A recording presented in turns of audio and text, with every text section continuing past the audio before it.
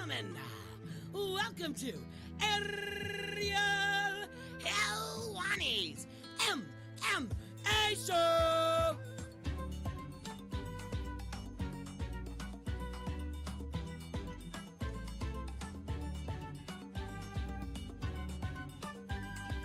Back in your life on this Monday, August 3rd, 2020. Hello again, everyone. Welcome back to a brand new edition of DC and Helwani right here on the ESPN multitude of platforms. That is DC, Daniel Cormier. I'm Helwani, Ariel Helwani. And DC, I feel like you're coming out hot right out of the gate here. I feel like you're fired up. Is it because we're 2 weeks away, less than 2 weeks away from your triumphant return? Is that what's going on here? Yes, and I just feel strong, and I just realized that when Thiago changed the background today, I thought y'all must have forgot, because y'all must have forgot that I'm nice with these. Y'all must have forgot that this is what I do. This is what I do, dog. With the Roy Jones Billboard topping hit. Y'all must have forgot. Just plays in my head constantly as I get closer to the fight. It's crazy, but yeah, man. Did you see just sit some bars for me last week? The remix. He gave me the remix. Yeah, and let me tell you something, Ariel. I don't know if I've ever been more engaged than when Roy was rapping. I've watched your show, and I've watched your show religiously now that we're partners in this thing. Mm-hmm. But this had to be by far your greatest interview. By the way, Roy. Thiago, your training partner, switches the photos for you. Well, he did this week. He goes D. I want to make different picture this time. What are you doing, by the way? What exactly are you doing right now? So you guys, ESPN hates natural light, so I don't know what's going on. So I'm taping my curtain to the wall with athletic tape. So I'm trying to keep the natural light out, So yeah, And you felt like it was good to do this on the air. I'm a one-stop shop for all things entertainment. You know what I'm saying? So yeah, Thiago was like, D, I want to put new picture this week. I said, okay, my brother, it's your last week. Which one you choose? He was like, I want double champion. I said, I'm all for it, baby. Let's go. So not only does he train with you, he gets you your coffee and he's the best. The pictures. He's the best, but hey, he's the best. He's the nicest guy in the world. And this is his last week. My boy's out of here. 3 months I spent with Thiago Beowulf. I miss him, man, but I'm going to miss him. But like he said, it's life, D. It's life, life moves and life does this, and D. I will always be rumble guy, because he never says humble. He says rumble.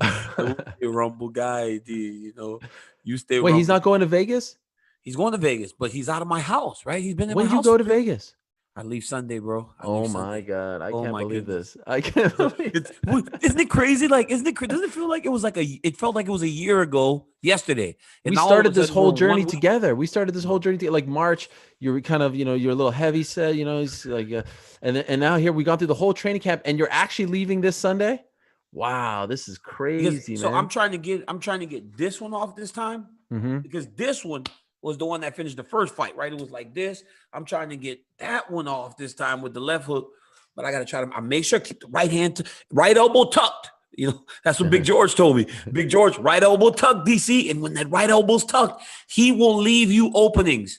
And I watched and I watched and I watched. And guess what? George is right. There are some openings when he's throwing that body shot. Interesting. Crazy. Where? Up top? Can't tell you that. I want to make sure that I save that for next week. But he's throwing it, and he's throwing it so hard that he's leaving big openings. Big George Foreman actually broke down tape for you? Big George saw it. Mark Henry saw it. Rosendo, they all saw it. They all saw some openings when he's throwing those body shots. Yeah, it's good. Wow. It's so crazy. Like we started this together. You would in a normal world. You would have actually fought this past Saturday. You know that, right? August 1st. Yeah, August 1st. That was supposed to Chase be Center, right? Yep. That was supposed to be the date. Did you think about that at all? Like, man, it would have been over right now. Honestly, when I think about it, I was happy with the extra 2 weeks. Any more preparation time, I was just like, I was a fan of it. So it's good. We're getting close. We're getting very, very close, and I can feel it now because I can't think of anything else. I can't hardly sleep. I can't really think of anything else. The only time I'm able to disconnect myself a little bit when I watch the Houston Rockets throw up 63s and make 20 and beat the Milwaukee Bucks. You know, the only thing that brings me joy in this moment is the NBA bubble outside of it's been amazing. preparation. I mean, it was impressive when not as impressive as the Raptors Lakers game on Saturday night, but still. You keep trying to get that in there, like the Raptors. Oh, I saw it the other day. The Raptors just gave everybody a reminder, you know, we're the champions. Must have forgot. Yeah. I feel honestly, it was more because the Lakers were on this extreme high against the Clippers. It was a come down game.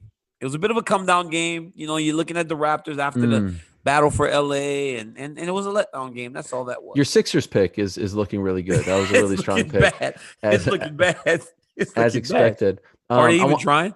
Are they even trying? Well, they're fighting each other on the sidelines. I don't know if you saw that. I didn't. What happened? Oh, yeah. Who is it?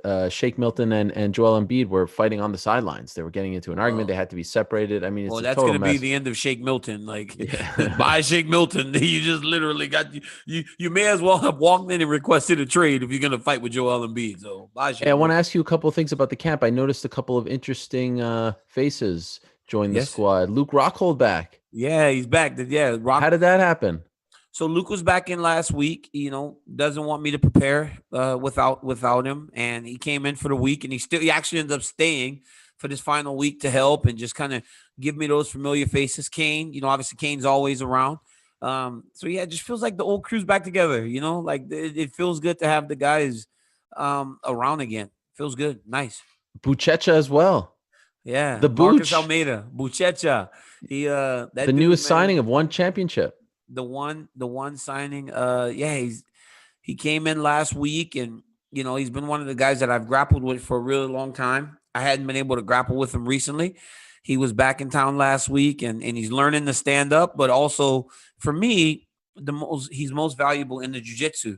And I got some of the best jiu-jitsu I've had in a long time on Thursday with him, and I was completely exhausted grappling with a 13-time world champion and the greatest jiu-jitsu player of all time. So it's been amazing.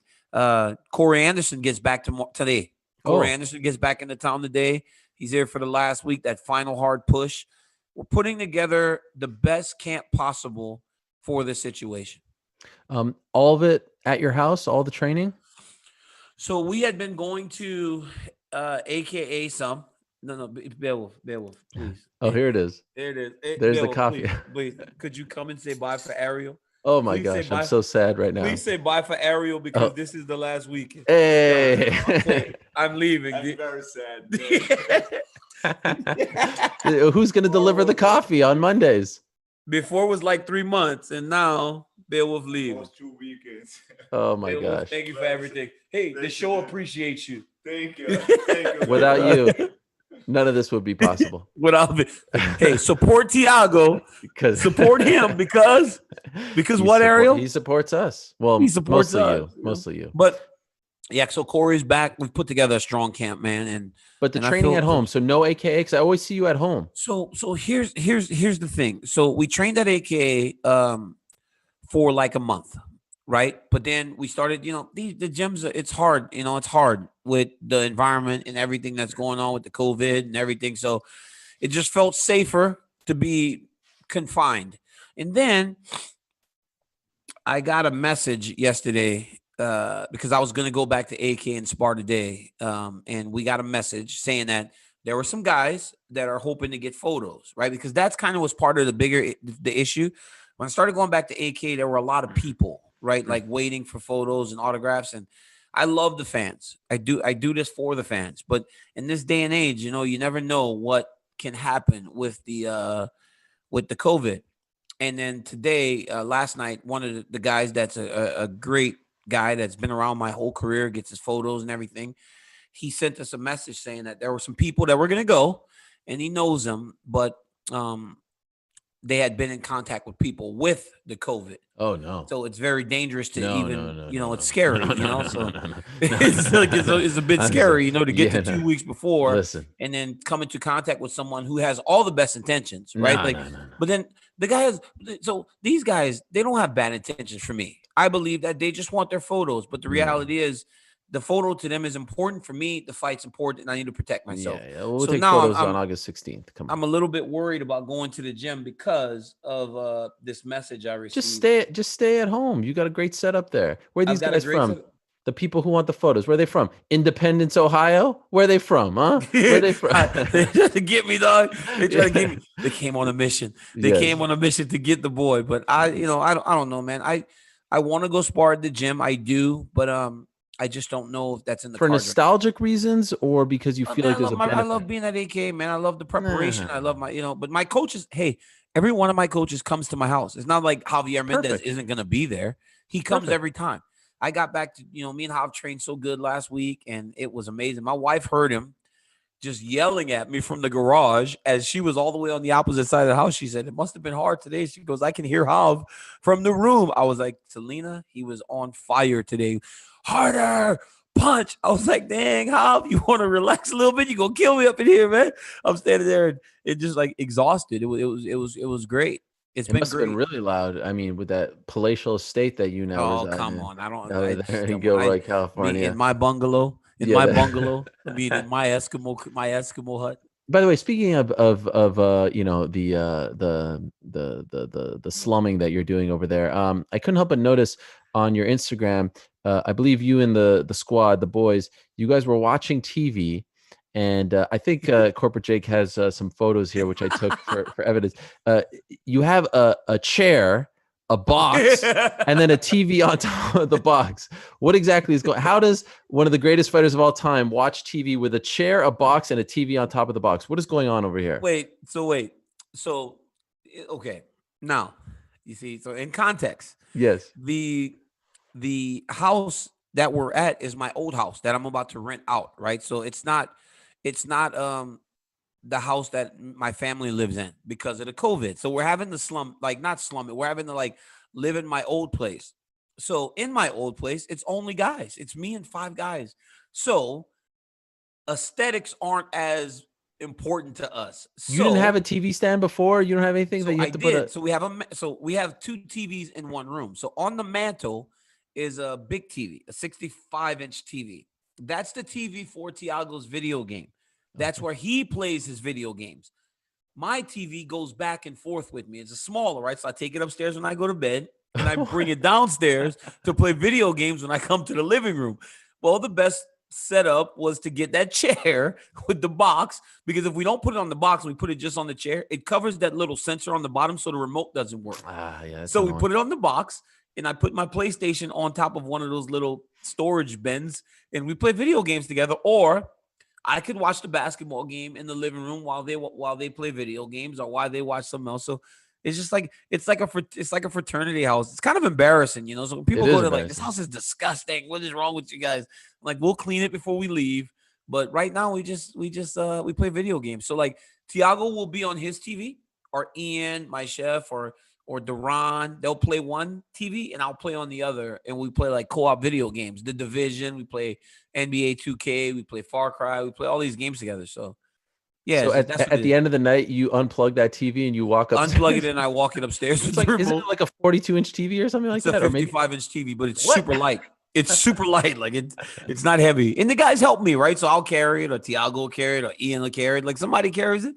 And when you bring it upstairs, it goes right back onto another chair in that room, because there's no more furniture there. We took it, we moved. So in that room where I sleep is a bed and a chair with thing to put the TV on. Not that long ago, you told us when you were in Vegas calling the fights, you bought a TV from one of these stores, and then you were going to return it a week later. It's that TV, yes. I kept it. You kept I kept it. I ended up keeping it. Well, you made me feel bad. Well, I was just going to suggest, why don't you just do that again now? Why don't you just buy a second TV, and then you don't have to carry it up and down? Well, this TV, I can travel everywhere, right? So I can take it. This TV is now my travel TV. So when we go to Vegas, the TV is going to travel to Vegas with us. It's become a part of the team, You gonna drive to? You gonna drive? No, I'm flying to Vegas. Yeah. So how are you gonna send the TV with you? Well, because we have a lot of stuff. So Cassandra's driving to Vegas. She doesn't want to fly. She's going to drive, and she's going to put the TV in the car and all the bags, right? So all we have to do is just go to we just have to go to the airport and fly over there. Stipe Miocic finally emerged. He did some media last week. He spoke to Brett Okamoto. Did you see the interview, and if so, any takeaways from the interview? I watched it in full yesterday. He's scary. He's mad. Stipe is big. He's always mad. Like, when did Stipe become this angry guy? He was so nice before, but now he's like, I think Stipe has turned a switch in his head in regards to me, and that's good. I'm happy. I'm happy that he did something, and sounds like he's training, and sounds like he's doing a lot of the same things that we're doing, right? Like he said, he's got a set up in his garage now or in his basement, and they're doing stuff there just as we're doing. So it's exciting. We're in a different time, man. But I feel like we're preparing him and I both as thoroughly as anyone could under the circumstances. I think it's gonna be a great fight. Does it annoy you? Like, even in the comments, it's all about the eye pokes. Oh, eye pokes, eye pokes, eye pokes. Like, you've become somehow the eye pokes guy. Does this annoy you? The reality is, I know I'm not doing it to the guy on purpose. Like, I've been trying to fix it, because part of the reason what's happening was that when I'm not as tall as the guys. So when I'm sparring these big guys, sometimes I'll flick out my hand because I'm wearing a 16-ounce glove, and I'll kind of hit them, but it'll be like almost slapping them. But then when you do that with the 4-ounce gloves to extend yourself, there's no fingers cover. There's no finger covers, So, it kind of sucks that all of a sudden I'm this dirty fighter. Like, that's not the case. But the reality is, though, like, you don't have to worry about that. By the way, it doesn't. Is it okay? It doesn't make a difference. Yes, you give me permission? Yes, I give you permission. Like, this was crazy. Like, nothing. By the way, I don't see what you're doing. Nothing is changing. It's this, like, no. But like, when you go from one setting to the next, nothing's changing. No, it's just you talking away from the microphone. So, the hair's looking nice, huh? Wow. Yeah, I saw that for a second. Have you seen the back lately? No, the back is just crazy, bro. It's like my male pattern baldness. I mean, I can lift the computer. Well, just turn around. Look at this. Oh, here we go. Oh, my God. It's bad, dog. Look at that. What happened? What happened? You're 41. Like, what happened? It's so crazy. When you look down like this and just look up with your hair, you really do look like Carl Winslow. Like, you look exactly like Carl Winslow. Yeah, it's amazing. Okay, so like that's not a freaking compliment, dude. Like, what are you talking about? Like, something seriously. Who's gonna cut it? And when are you gonna cut it? Probably before the fight. I'll probably get something done to it. I might even do that island thing before the fight instead of cutting it bald again. I don't know. Like, maybe I should. I mean, if we do it like the last ride, might as well. That's right. Hey, can my hair have made it all the way to the end of my career? That's an achievement in itself. Hanging on. Back to the eye poke thing. Like, it's frustrating. I've fought as hard as I can, and I don't want to stick Stipe Miocic in the eye. I really don't. Like, it is what it is, though. Like, that's something for people to hold on to. And look, man, it's easy to try to find fault in a guy that hasn't given you much reason to fault him. Like, so you harbor on the towel, and you harbor on me poking Stipe in the eye, because what else are you gonna do? So if there's a negative, people hang on to the negative, and that's what they're doing right now. So it is what it is. He didn't like the wrestling shoes comment, I think. Yeah, he said, I thought we were fighting, this is a wrestling match. But the reality is, I can fight him.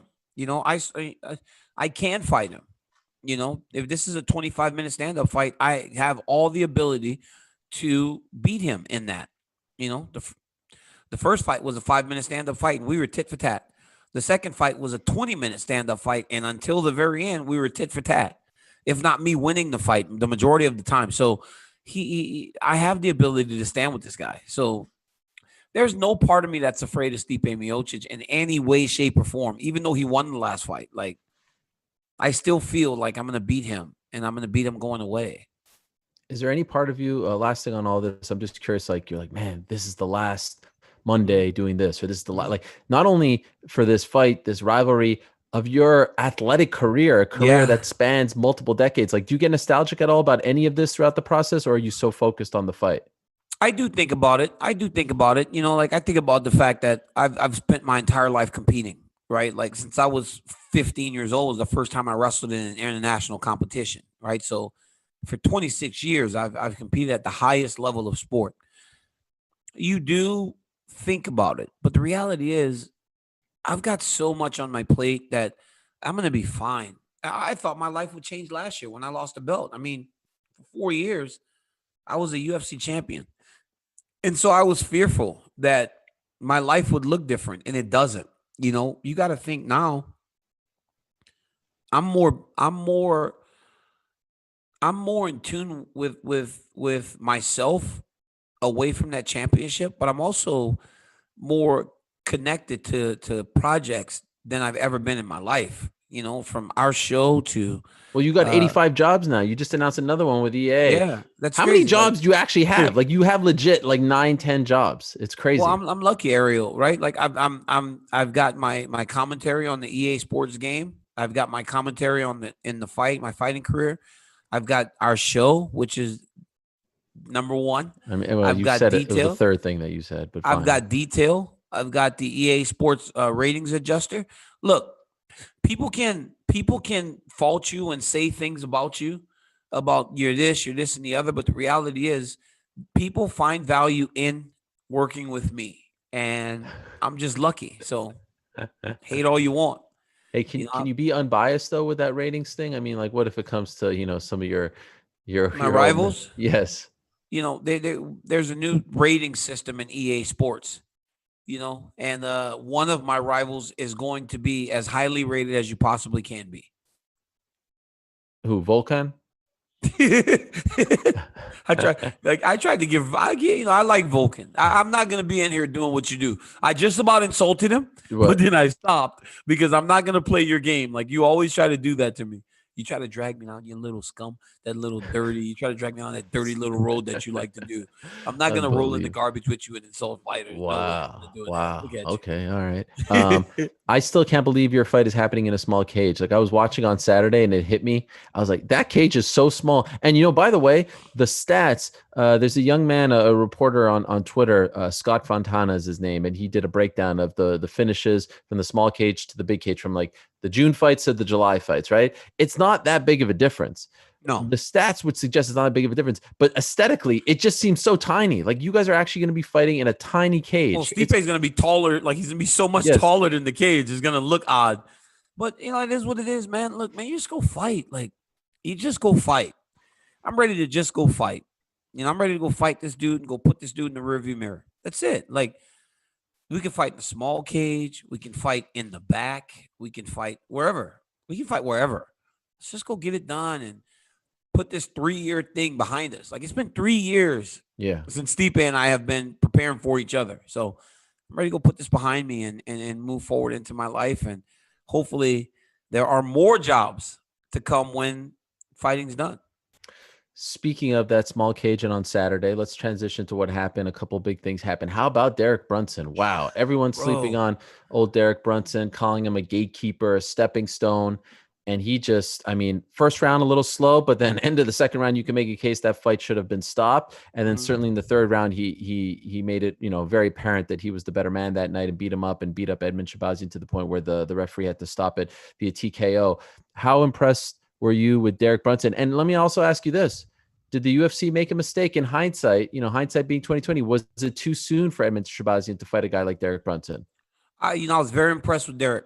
I think a lot of the general public felt like, okay, Derek's in this role now where he takes on these young up-and-coming guys and they go past him and they just kind of go forward. But the reality is he's not accepting that. That was Ian Heinisch a year ago, right? That was Ian Heinisch in UFC 241. He was the guy. He was big. He was powerful. He looked good. He was the guy that was supposed to be the next star. Derek put him back. And now Derek has won 3 fights in a row, and he's looking better every time.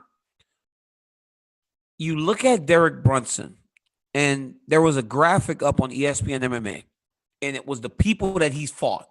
And it's insane, the murderer's row of guys that Derek Brunson has been in the octagon with. So when these young guys get an opportunity to beat him and propel themselves into those fights, you have to understand that you're fighting a guy that's seen the very best that mixed martial arts has to offer. So if you're not one of the best, he is going to beat you. And he did it to Edmen Shahbazyan. And he withstood it. He withstood the first round, which wasn't awful. It was just close. But then by the second round, you could tell that he was going to run away with the fight. And at the end of the second round, I thought the fight was about to be stopped. It looked like Herb was in there about to stop the fight.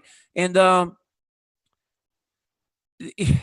it's crazy because of all the late stoppage controversy a couple weeks prior, that at the end of the second round, Herb looked like he wanted to stop the fight, and the time just ran out.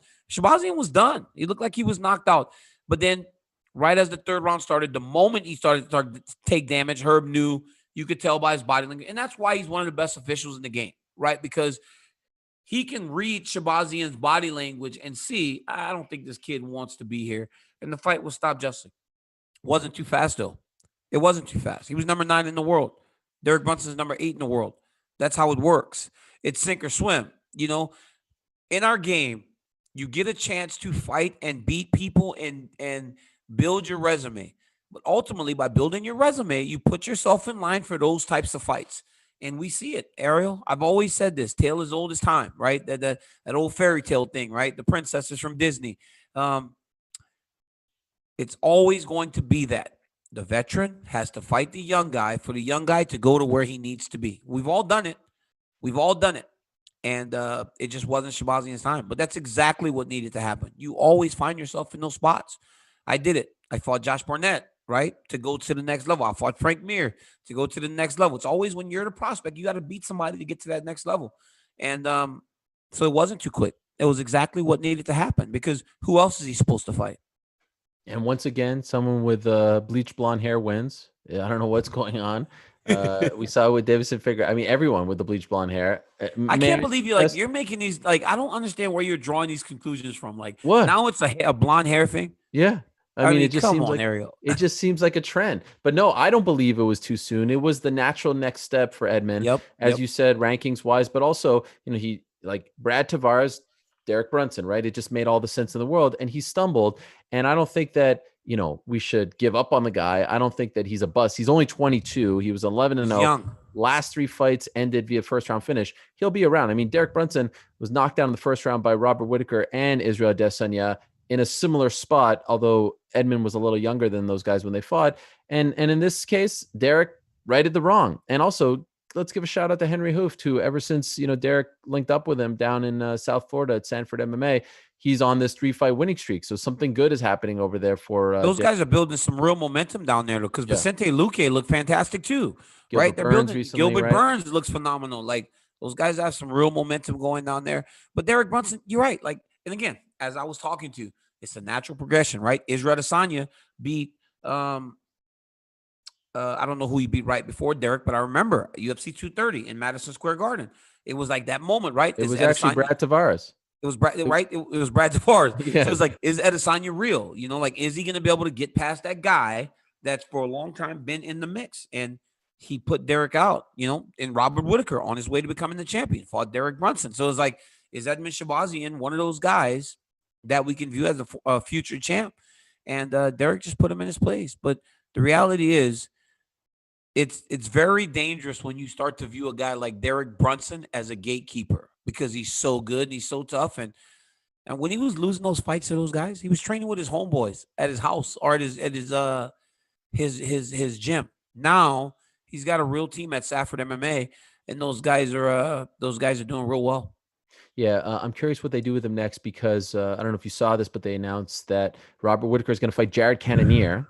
So that's a really important fight. They're not going with Robert versus Jack Hermansen. Hermansen and Darren Till are playing footsie with each other, but Till might be out for quite some time with the torn MCL. So maybe you do Jack Hermansen versus Derek Brunson, right? You do Hermansen. I think you could do Hermansen Brunson, but the reality is Derek's going to have to sustain a win streak a little. If he's trying to get to a title shot, right? Something that's evaded him this whole time. He'll have to get through a guy like Jack Hermansen, but he's going to have to do another one. Right, he's gonna have to put together 5-6 in a row because the winner of Jared and Robert is going to fight for the title. And I'm telling you, man, the way Jared Cannonier has looked since going to middleweight, it's scary how good he has looked. But it will be over a year since his last fight by the time he fights. Man. Plus, he had the torn pec. Have you ever tore your pec? No, but I had one of my friends tear his pec. And it makes your chest like almost half of it is gone. Yeah. Right, like almost half of your muscles gone. It shortens everything. Good fight. I'm excited about it. It's a great fight. The middleweight division is on fire right now, and I don't think it's going to slow down anytime soon. All right, let's also talk about Joanne Calderwood. I have to admit, DC, my heart broke for JoJo.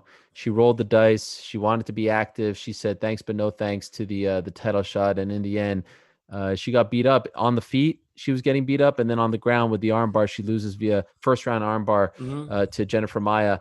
I mean, like, give Jennifer all the respect in the world. She won that fight fair and square, but I really felt bad for Joanne. And then we found out afterwards she fainted in the back and she was sent to the hospital, but she's doing better now. She's back home. Don't have an official word as to what happened, but Joanne's one of the nicest, sweetest people you'll ever meet, and I really felt bad for her on Saturday. I love those. Her impressions are fire. Those impressions she did were great. Here's the problem, right? So here's the problem. When you're a fighter like most fighters, and you're sitting in the middle of a pandemic, right, and you're promised a title shot, but the champion's hurt, you're not making so much money that you're going to just be waiting around. Like, if there's an opportunity, go get paid.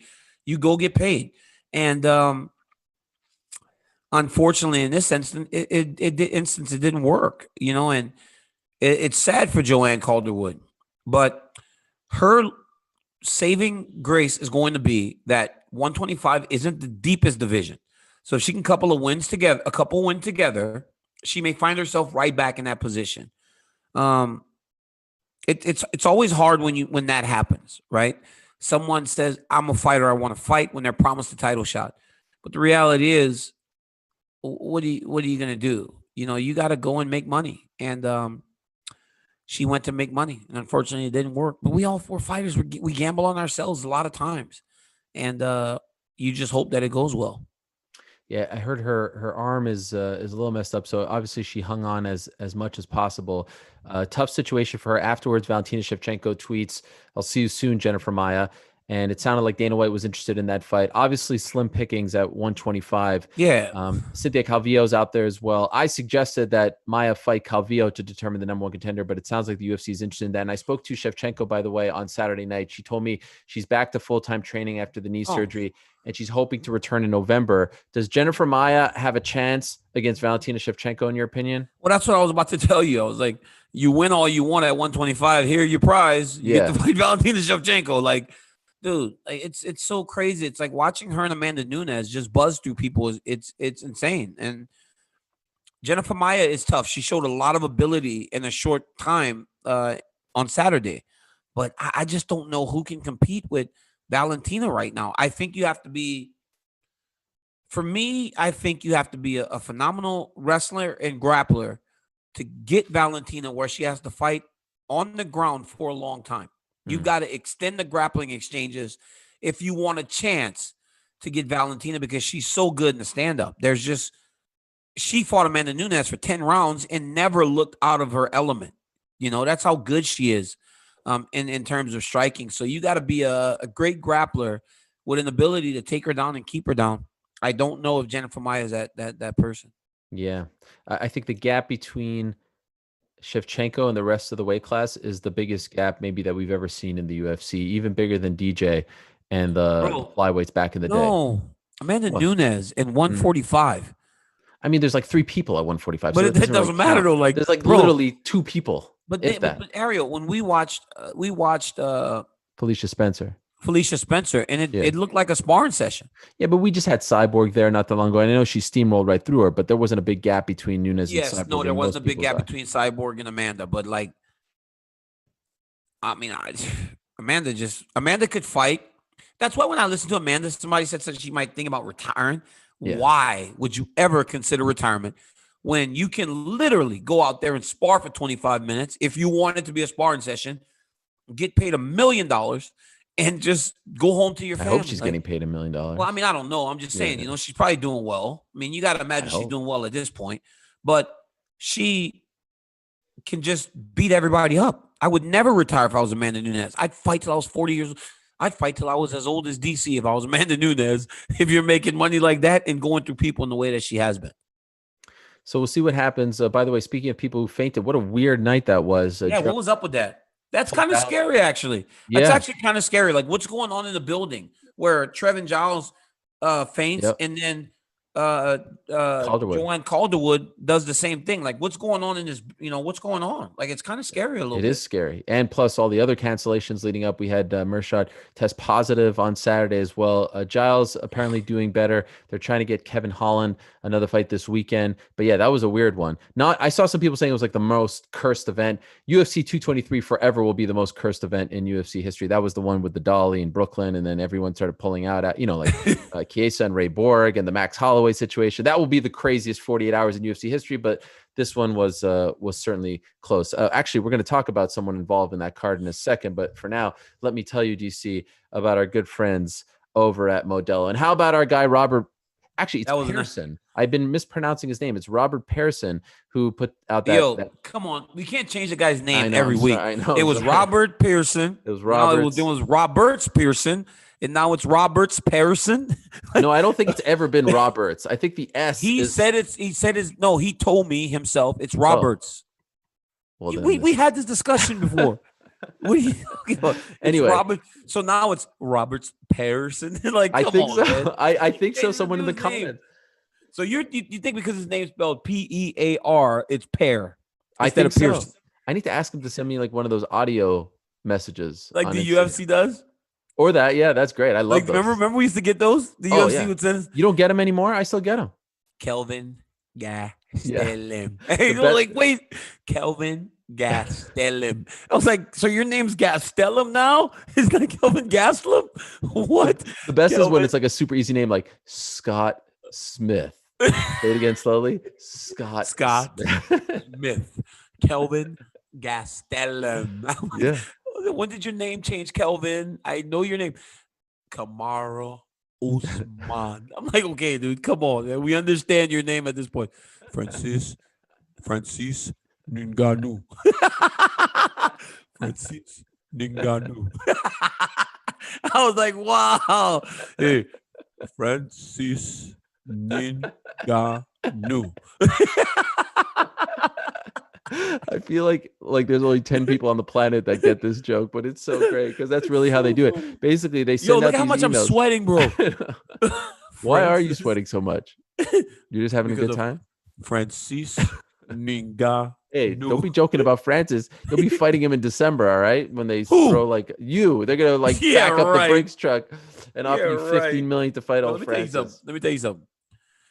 For me to be fighting Francis Ngannou. You want nothing to do with the guy. I mean, I'm not afraid, but it's like, come on, man. Hey, I done went to Brooklyn. The crowd gave me the standing ovation as I walked off the court for the last time. I'm waving. I was in the Staples Center. I'm waving as I walk up.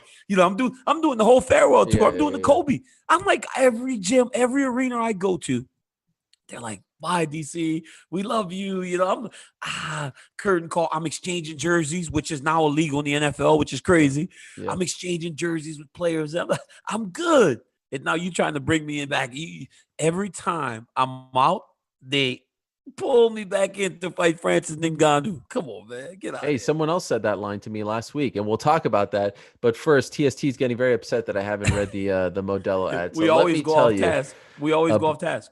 About our good friends over at Modelo.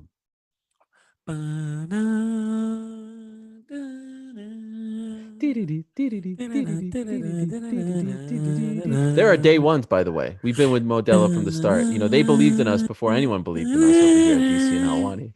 They're the official beer of the UFC, the official beer of DC and Helwani, and they partner with the aforementioned Amanda Nunes, the double champ. You know why? Because she's got the fighting spirit. They should sponsor you for this fight, by the way. Why don't they sponsor you for this fight? Hey, listen, Ariel. Yes. I gotta be honest with you, man. Yeah. I'm not sponsored by Modelo.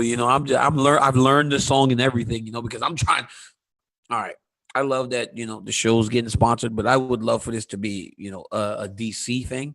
Yeah. And I would probably take it in. I would probably take it in product. I would take the sponsorship and product at this time when I'm done with the fight. So, okay, Modelo, we'll work on it. Sponsorship and product. Yes, just like all of you out there who never give up, even when the odds are against you.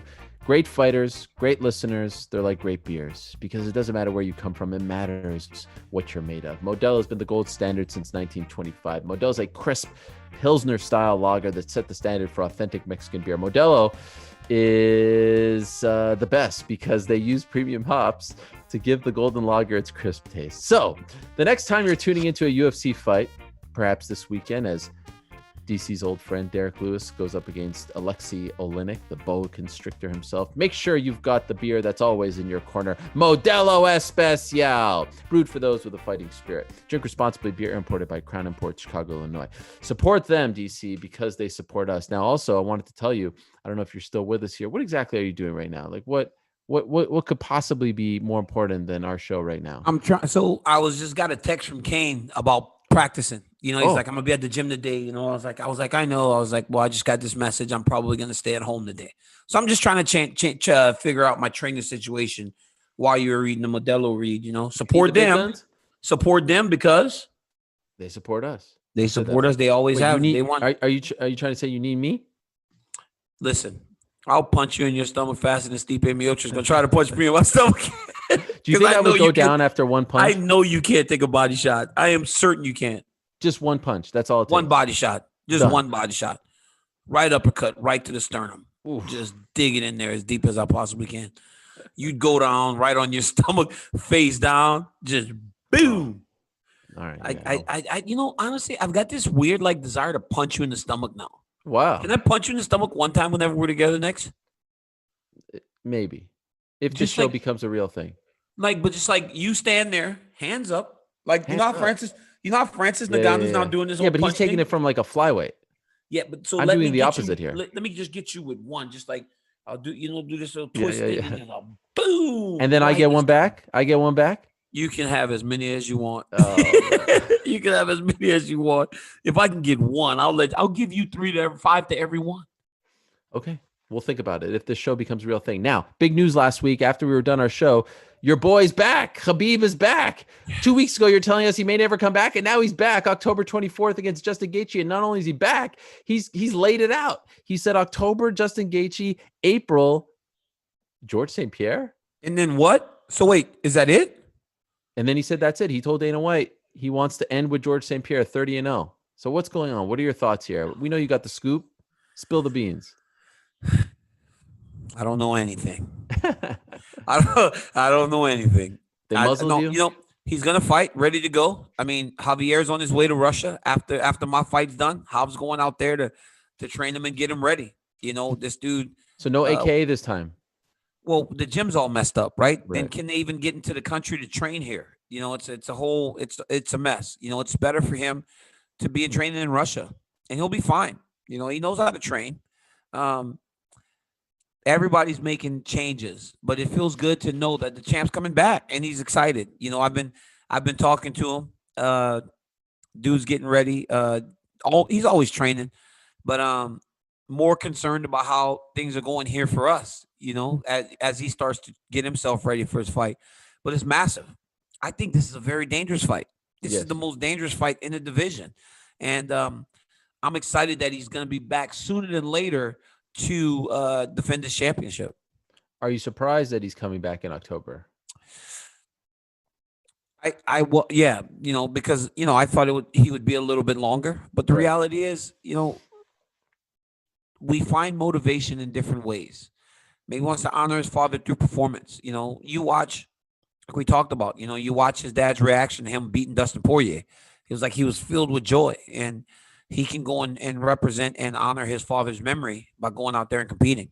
It's a big thing. I'm happy for him. I always call him my champion, our champion, you know, because he's the only champ at AKA right now, you know. So we're excited that our champion gets to go fight again. Massive fight. I you know, people mistake this for disrespect, but it's not. I've called Khabib the most dominant fighter in the history of the sport, certainly the history of the UFC. 20-0, 12-0 inside the octagon. Only lost one round officially. That was round 3 to Conor McGregor, of course. But I think Justin Gaethje, this version of Justin Gaethje, will be his toughest test to date, considering his wrestling, his takedown defense, and considering his striking and how hard he hits. If Justin Gaethje is on point, I'm not ultimately saying Justin wins, because I have that much respect for Khabib the fighter, but I think he will give Khabib the most fits.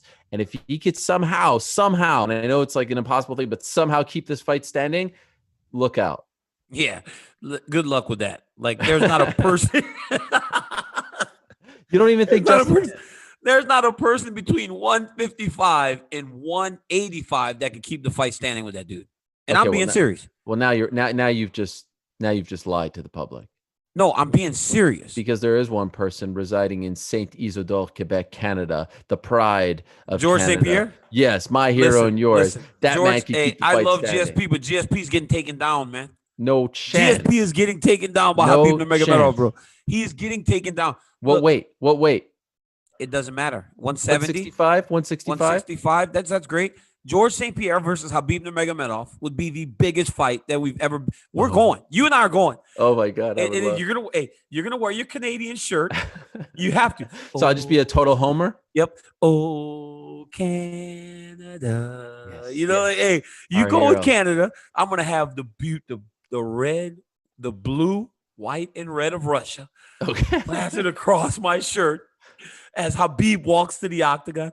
Oh, Dagestan, Dagestan. You know this song he listens to? No, it's I don't. Great song. Oh, the walkout. Yeah, it's a great song. That Dagestan song. It is nice. It would be the biggest fight that the UFC seen in a long time. Is this a bet right now? Are we betting on this right now? Oh, we're definitely making a bet. We're if definitely GSP fights Khabib within the next year, by next April, he will win. You think so? Yes. You think GSP beats Khabib Nurmagomedov if they fight?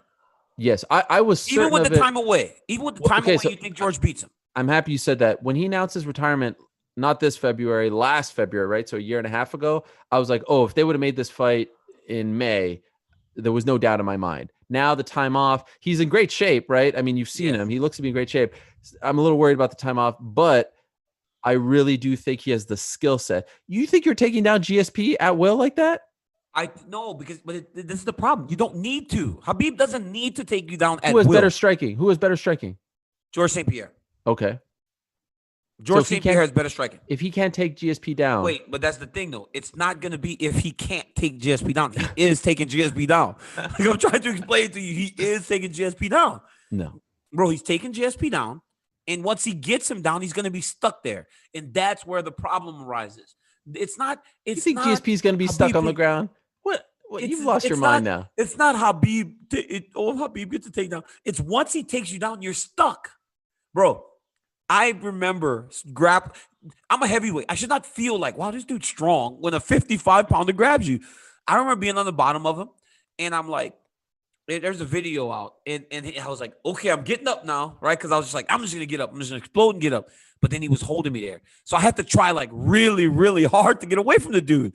That should not be the case when he fights at 155. So I can only imagine what the guys that are under him feel like whenever he's grappling with them. It's nuts.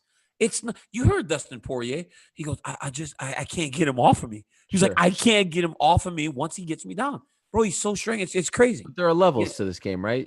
I understand. Poirier doesn't. Yes. Like this is disrespect Dustin. Don't disrespect I'm not. Dustin Poirier. Don't make it out like not everyone's the same. Not everyone's cut from the same cloth. So Dustin's not on GSP's level. Stop. So he's trying to tell me now. Is that an unfair statement to make? George St. Pierre is the greatest fighter to ever fight. Greatest fighter of all. George St. Pierre may be the greatest fighter of all time. Yes. Okay, so he's on a different level than most people. Right. He's about at the level of Khabib Nurmagomedov. Like that's because I think Khabib Nurmagomedov, like you said, is the most dominant fighter the world has ever seen. Not just the UFC, the entire world. Like what he has done to people is insane. It's unbelievable. Absolutely. Yesterday, when I put that video up of me beating the ratings adjuster, people were like, I wonder what this dude's going to rate Khabib. 6 stars is what I'm going to do. 6 is that stars. The most? No, 5 is the most. I'm giving this dude an extra star. That when you go 28-0, and you don't make any mistakes, there's no hiccups, right? Like even for John Jones, who's undefeated. Round 3 against Conor. But even for John Jones, right? Oh, wow. Yeah. So when you're nitpicking rounds, like when you have to pick rounds, I'm just doing that for the annoying losers. But that's online. how crazy, though. Like, that's how crazy dominant. I'm going to get like 15 DMs now. You SOB. But you don't, like, here's the thing. Let's clear this up. You don't hate Khabib.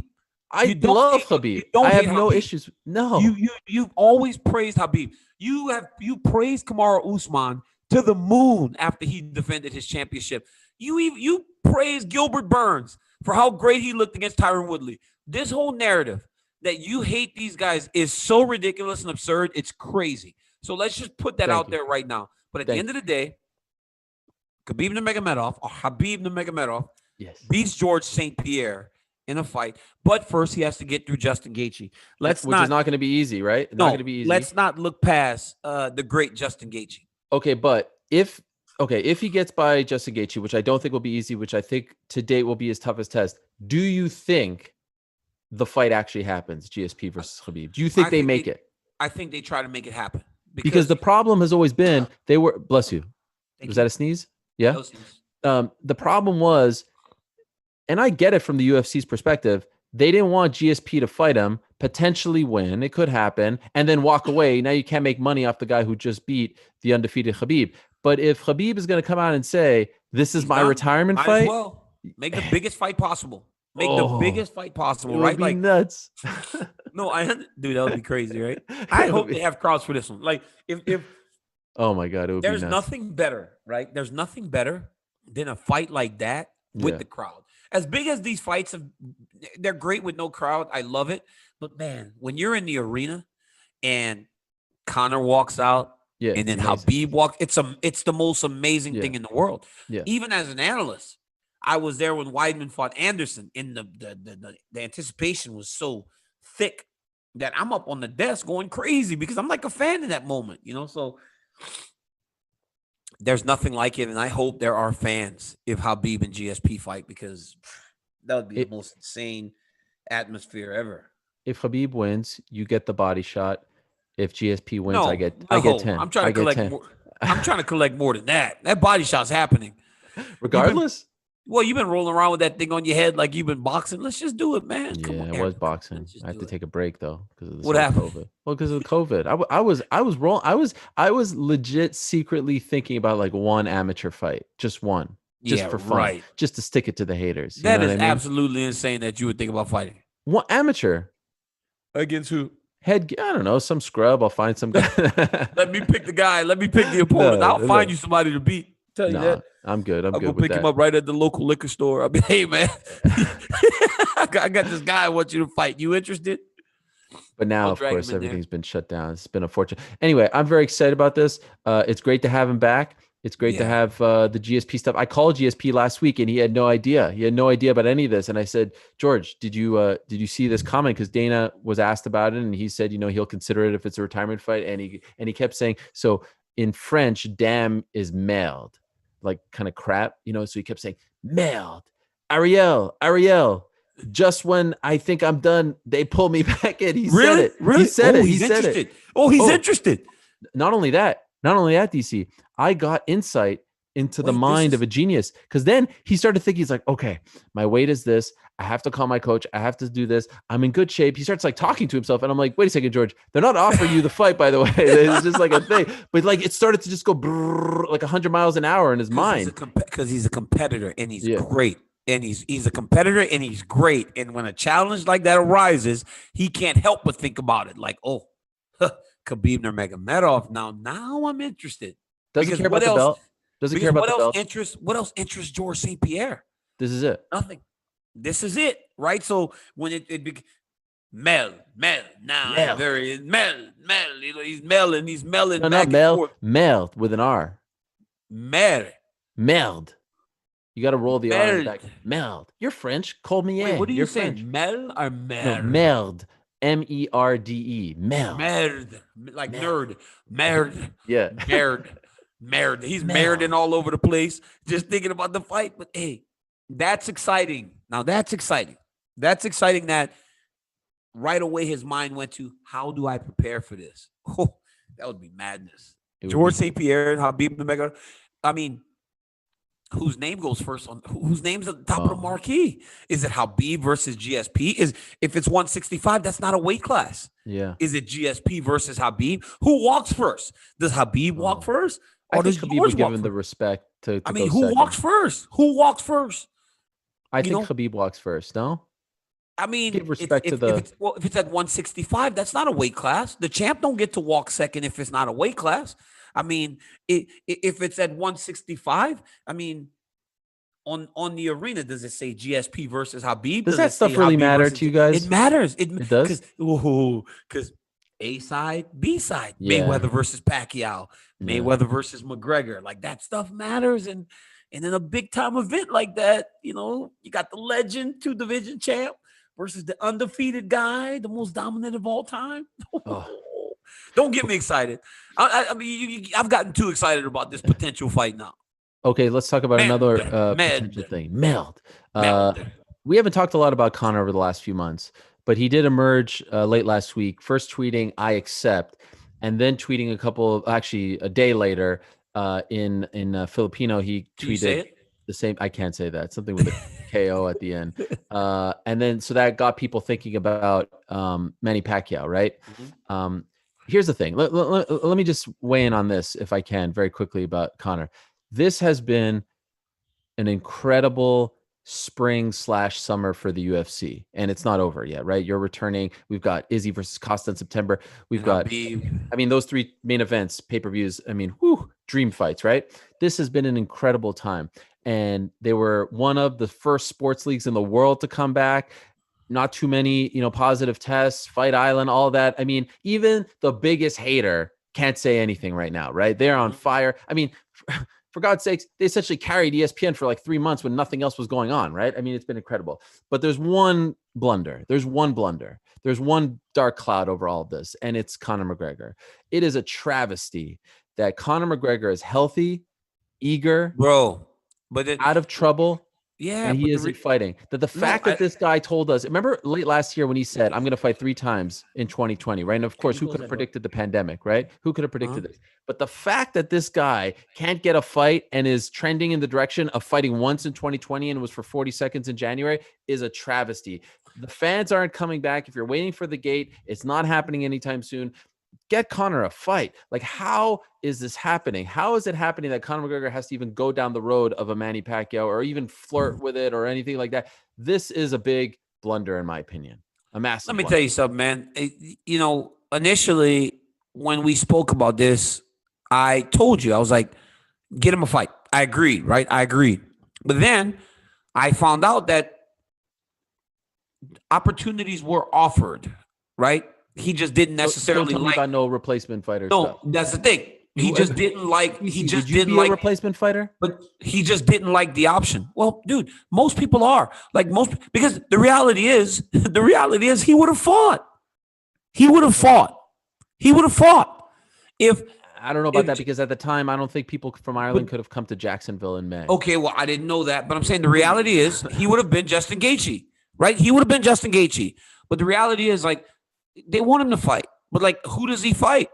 There's no talks going on right now. It's screeching halt. Even Dana was asked about the Manny thing on Saturday, and he's like, I don't care about that. Like, how, like, whether you like it or not, biggest star in the sport, biggest star in the sport. Well, the reality is because of all the momentum the UFC has at this point, I think it's showing. Like, as they don't need him. We love to have you, but we'll keep rolling without you if we have to. But he's not the one. He's not asking for more money. He's not the one that's being a problem. Money or anything. But where though? Like, who's he fight? Like, I'm sure Conor McGregor could call and be like, "I'll fight this dude." Diaz. If Conor McGregor and Nate Diaz decide they want to fight, you think the UFC wouldn't put that on? Right away, they'd put that on. Why aren't they trying? I don't know. Masvidal, Poirier, Ferguson. I don't want him to fight Masvidal. I think Masvidal is a big dude, and his stand-up, it's too much of a stand-up fight. I think that would be fun. Well, okay, there are options. The idea that there are no options. I think I think there are chances, but again, we don't know what Conor's thinking. Like, you got to think, man. Like, when you're dealing with a guy at that level of stardom, you can't just send him a bout agreement with a name on it and expect him to just fight. He has a say in just about everything that he does. So you have to kind of get on the phone and talk to him and figure out what approach you guys are going to take.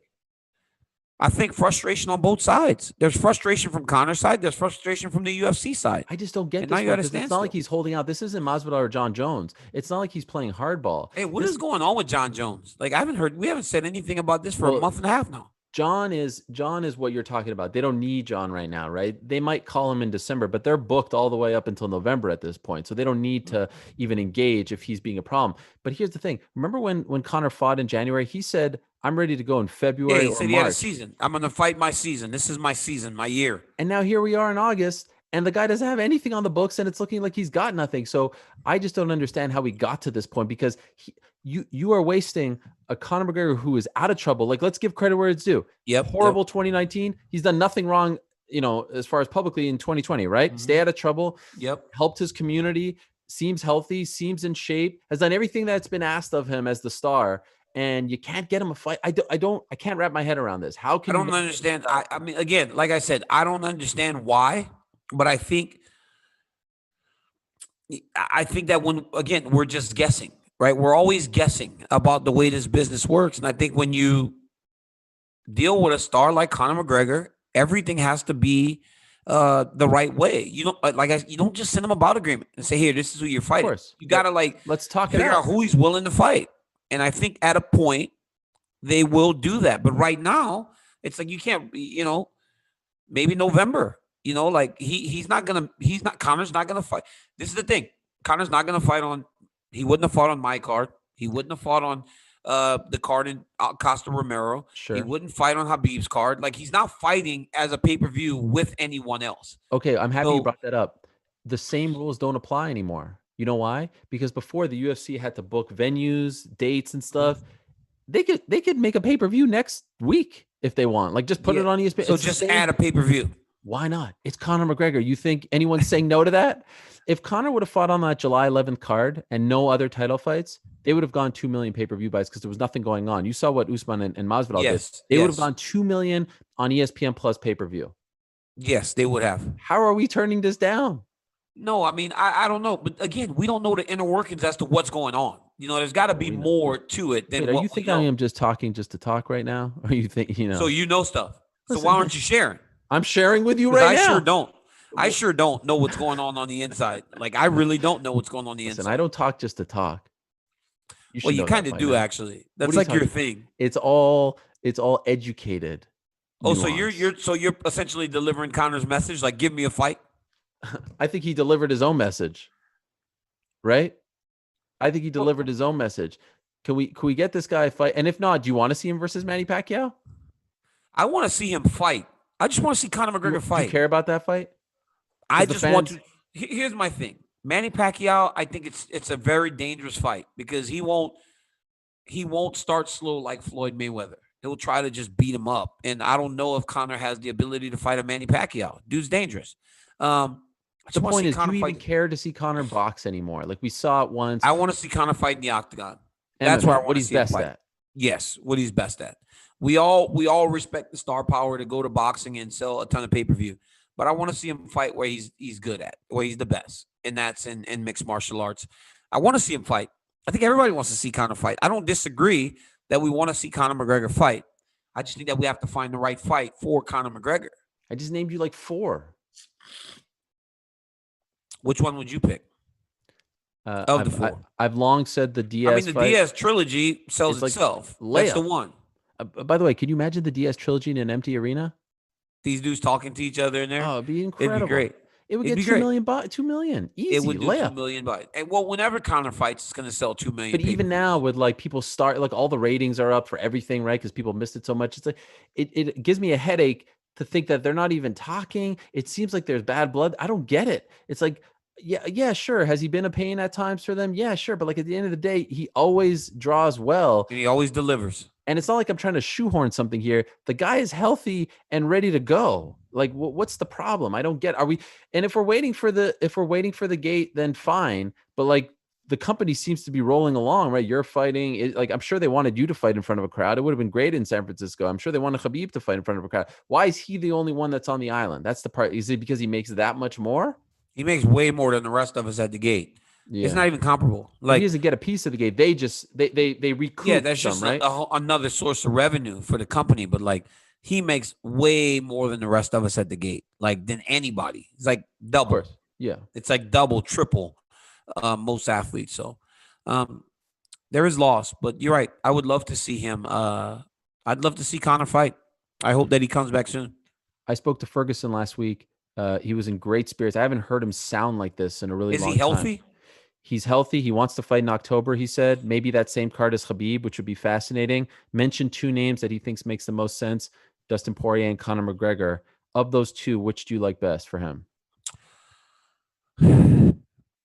Man, I think, again, I think him and Conor, because of the importance of the fight, being that whoever wins can get a title fight, put Tony right back where he wants to be, right? Because he deserves it. He had won so many fights in a row, never got his actual shot. I agree. Conor beats a Tony Ferguson that put 2 fights in a row after losing to Khabib. You say, well, he's warrants another title fight.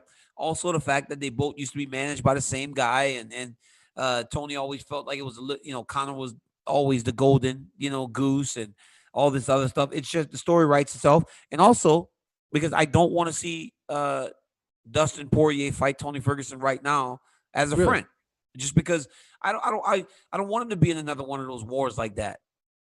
It's like I would prefer him get in there and fight somebody else that the matchup's not as brutal as some of these fights that he's been in over the course of the last couple of years. I think we have a better chance of seeing Poirier versus Ferguson. I think we will see him in the fall time. And I think that that's going to be the easier fight to make, right? Because there's all these issues with Conor and whatnot. So I think that that's probably, I think if you can figure out a way of putting that on the Khabib card, like you've got the backup fight, right? And it could be a number 1 contender fight as well. Yeah, for sure. By the way, what's that? Have you ever seen that picture? People post this all. You don't know what I'm going to bring up, do you? No, what picture, man? What are you talking about? Every time something good happens on online, like on Twitter, MMA related, people always post this picture. I think I sent it to Corporate Jake. If you have it, can you please show it? Of you. What is it, man? Of you in bed, like shirtless, and you're looking at a phone. And you've got a smile. Do you know the picture I'm talking about? Yeah, it's me on the phone. Like, what are you looking at? I have no idea, man. I was cutting weight, so it obviously was something good because I was smiling. Where does this stuff start, though? Like, where does all this stuff start, man? Because I pulled up the tweet from Conor, the I accept tweet, and like one of the top replies is you in bed. What's funny? You know what's so funny about that? Like, there's that picture, but then there's the same picture. Like Khabib standing right next to like sitting right on the bed or something, like looking at me in the phone screen. We were looking at something together. Like, I don't know where that picture is, but it's like he's in that picture. They must have cropped him out or something. Oh my! In the one where you're lying down? Yeah, I'm like laying in bed, and he's sitting on the bed next to me. We're looking at something on my phone. I feel like that's Photoshop. No, Do you remember him being there that day? I do, because it was in. It was in Boston. It was in Boston when I fought Volkan. I'm serious. It was in Boston. Great. You don't remember what you were looking at, though? I don't remember what I was. It was something good. Yeah. It had to be something appropriate because I wouldn't be showing Khabib anything like nasty. So it's like, it had to be something appropriate. You see it pop up as well? All the time. I get it from my parents on the wrestling team. It's like when you look at your kid's coach is a meme on the internet everywhere. Oh my God. And I'm like, what am I looking at? Like, what's so funny and amusing and stupid? I wish people would just leave me alone with these memes, man, because there's a lot of them. Like, there are a lot of memes of me. One, the crying one. The crying one is just like everywhere. Yeah. It's funny at this point. Now this one has popped up. One of my favorites. Go ahead. They photoshopped me holding that towel. Like, I don't know how they make that thing look so real. Yeah, but like, it's all these things. Like, they make these memes of me, man. One of my favorites is from the split screen with Jones when you're like, like that one, the laughing one. That was a good one too. When I was laughing. Yes. Because it was because you know why? He said foughten. He had said fought. It's the craziest thing I've ever heard in my life, bro. It's so crazy. I had never heard anything like it in my life, bro. He said, I'm not. He said, I've fought Vitor Belfort. I've fought this guy and I've fought this guy. And I was like, what? I couldn't believe what I was hearing, bro. Like, I was like, what? Then finally I was like, yo, just because you say something so much, you cannot make it a word in the English dictionary, dog. You can't say like fought so many times. He kept saying fought. And I was like, this is the craziest thing I've ever heard in my life. It's like when you said redded. I did not say read it. Yeah, you said you read it. No, I said you just read it. Like you just read like it. You read it. Like you were doing past tense for, instead of saying read, you said you read it the wrong thing. No, I didn't. Yes, I said you did. every With time the Todd Duffy thing, you said read it. No matter what you do, no matter what you do, no matter what's on the screen, I said, no, I said, yeah, and you just read it. Like you just read it. Like you just read it like that. A lot of people thought you said read it. No, you just read it like that. Like you said every time I look on Wikipedia, they put Todd Duffy versus John Vellante, and I go, yeah, and you just read it like that. Like you just read it that way. A lot of people said otherwise. That's all. Yeah, because people are stupid, and they probably think fought is a word in the dictionary. So why does the light keep coming out of your window like that? Because that. See, that's why I needed my piece of tape, dog. It's like swaying. It's now swaying somehow. The air conditioner's on. Okay, let's round third here very quickly. One last thing I wanted to ask you about. True or false, you're down to see Max Holloway versus Alexander Volkanovski 3? True. I'd watch it. Really?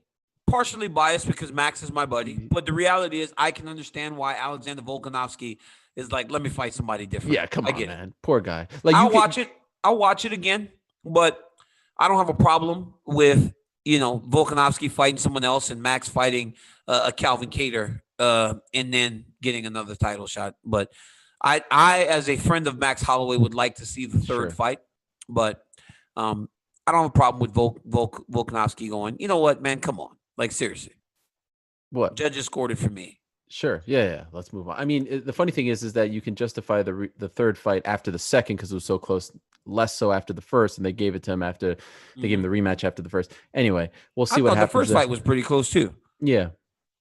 A few shout outs before we go here. I want to give a shout out, by the way, to Lucas Brown. Did you see this tweet from Lucas Brown? I saw that. That's crazy. I've never seen that picture before. Unbelievable. You really beat this guy up. I was scared of him, Ariel. They said when you do, he was so big, but they say when you're afraid, you're able to do some real damage. So I just was afraid. This is early in the day. This is a world champion boxer that you fought back in the day. Very early too. Like I only fought like 3 times in my career. Unbelievable. So shout out to him for sharing that with us all these years later. Wanted to give a shout out to Bobby Green. Bobby Green has really evolved into a very thoughtful young man, a little, rough around the edges early on. He was very adversarial to the media, to other people. Now he keeps coming back and fighting on these cards and like uplifting the world, talking about his kids, and just seems to be in a great place. Maybe the spitting was a little bit not very smart for COVID. It was awesome. It was Triple H, right? It was Triple H. The cerebral assassin.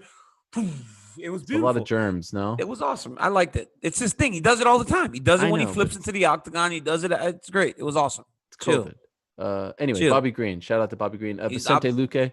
Yes, he's clean. Bobby Green's clean. So there is no COVID being spread with that. So you're fine. Fair enough. Vicente Luque with the big win. Wants to fight Nathan Diaz. How about that? That's a great fight. Vicente Luque is really coming into his own. He looked phenomenal against Randy Brown, and he's looked phenomenal the last few times we've seen him. Dude's as good as they come now. No chance Nate takes that fight, but no, Nate won't fight a Vicente Luque. Those days are gone, right? Like those days are gone. Like that, I love that these guys take their shots, but Conor's not just fighting anybody, and Nate Diaz is not just fighting anybody. These guys get to a level where only big fights it gets them interested. And just like George St. Pierre, everybody calls George St. Pierre. George St. Pierre won't fight Kamaru Usman, but he will fight a Khabib Nurmagomedov. Only those types of things interest those guys. Actually, I'm surprised more people don't call it Nate just because he's a big name. But hey, you got to shoot your shot. Why not? Shout out to Tanner Boser, who's coming back to fight Andrei Arlovsky on October 3rd.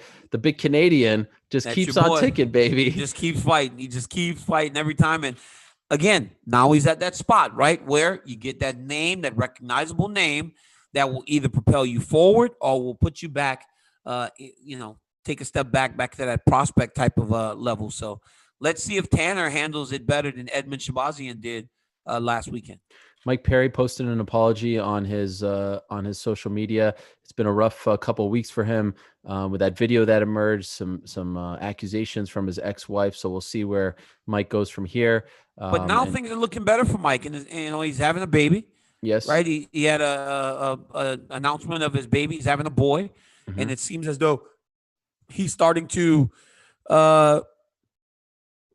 see things a little more clearly. And maybe the expectation of his first kid is the thing that's going to allow for him to start to really do things the way that he wants to do, and start to lay the foundation and the groundwork for raising a young man in this society. Should have said this at the top of the show, but shout out to everyone in Canada celebrating Civic Day today. It's a national holiday in Canada. Oh my gosh. Another one. Bro, what in the world? It is Civic Day. Another holiday? Yes. You know, let me tell you something, man. We have not been doing this much. We haven't been doing this too long. And there's been about 7 Canadian holidays, man. That's right. Y'all got to stop making up holidays. This is crazy, man. Civic Day, National Canada Day, we had Victoria Day, Victorian Day, the Independence Day, whatever that one was called. Yeah. Like, how many holidays do y'all have, coming up too? We've got Family Day coming up. Family Day. That's a good one. Let me tell you something. If we're on this show on Family Day, do not say Happy Family Day. I'm telling you, I'm cutting it off, man. At some point, I got to cut it off. I cannot allow you to keep making up holidays, man. I cannot allow you to keep making up holidays. And shout out to you, DC. This is it, the stretch drive. Yeah, it's over. What we're in the final. So people have been asking me if you're going to do the show next week. It's going to be a little different. We're going to do an interview style show. Now we'll do an interview. Where we go back. It'll just be the classic Monday. Classic Monday. Every time I did a media tour, I always made sure I talked to my boy Helwani, and we're going to do it in that way next week. So it's good. We might have an old friend of yours help us out on the back end, though. Who? Just to help us out on the back end to talk about the nitty gritty. Who? Like, we'll do the interview, but then an old friend will tag you out. Who? You don't know who? They didn't tell you? No. Tell me. I have a say in this because I will burn. If it's somebody I don't choose, I'll burn this whole thing to the ground right now. I'm telling you, it better be an acceptable choice, or I will burn it down. I will burn it down. There's a whole lot of thinking going on. Who's coming in? We love the funk. Yeah. Askren? Have the funk. Hey, we love the funk. Wait, so Askren's doing the show with you? When you leave, he will tag in to talk about the news and notes of the week. Because we don't want to keep you around for an hour and a half or so. So Askren has been tagged in. We love the funk. Gotta love that funk. We love the funk. Gotta love that funk. Are you okay with this? We want the funk. Yeah, I love Askren. Hey, I love Ben Askren. Ben Askren works. He can definitely DC. It can still be DC and Helwani. Oh yeah, you're still a part of it. But I'm just not going to be asking you to break down Derek Lewis versus Alexei Oleinik next. Maybe I'll have Ben Askren be my replacement when I go on vacations and stuff. Oh, so what are you talking about? You better be careful because I will burn it down. You know what I'm saying, Ariel? You got to watch me. You've got 9 jobs. Jealous. I've got 1, so it's a little. Hey, Ariel, I'm very jealous. You remember that time when I was seeing you every day? I saw you with somebody else on ESPN. I was like, hey, man, you better calm down. This is getting crazy. Well, I can't believe it. It's going to be here fight week. For now, though, I do believe we are out of time. DC, have a great final week of training. If you need anything from me, I'll be here in this same room. I don't go many places. And Ariel, seriously, I love this view of you. I love the pictures in the back. Thank you. I love the flags. It's nice, right? I love your view as well. Thank you, dog. I love the backdrops. The backdrops are awesome. They're great. Good. Changes every week. It's a beautiful thing. It keeps me guessing on my toes. Anyway, thank you to everyone who continues to support us and support DC on his road to that fight August 15th. Thank you to the crew, TST, Corporate Jake, Sean, everyone back there. And thank you to everyone who continues to rate, subscribe, review, and download the podcast each and every week. We love you as well. We're out of time. DC, Helwani, peace. We're out of here. Thanks for watching ESPN on YouTube. For live streaming sports and premium content, subscribe to ESPN+.